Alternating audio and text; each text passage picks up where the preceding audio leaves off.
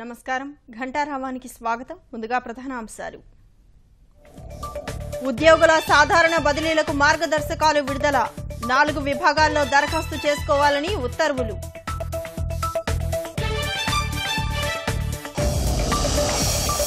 పోలవరం నిర్వాసితులకు పారదర్శకంగా పరిహారం పశ్చిమ గోదావరి జిల్లా రైతుల ఖాతాల్లో 1479 కోట్లు జమ 2300 కోట్లతో విశాఖ పోర్టు ఆధునికీకరణ ఎగుమతుల వృద్ధికి మరిన్ని చర్యలు తీసుకోనున్న సంస్థ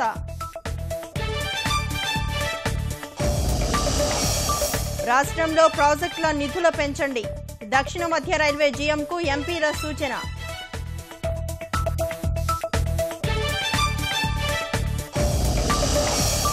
రోడ్లు రైల్వే ప్రాజెక్టుల్లో పనుల వేగవంతానికి మోదీ ఆదేశం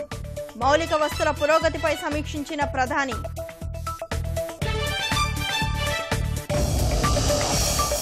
కపిల్ మిశ్రా ఆరోపణల ఉచ్చులో కేజ్రీవాల్ ఆధారాలను పరిశీలిస్తామని సిబిఐ ప్రకటన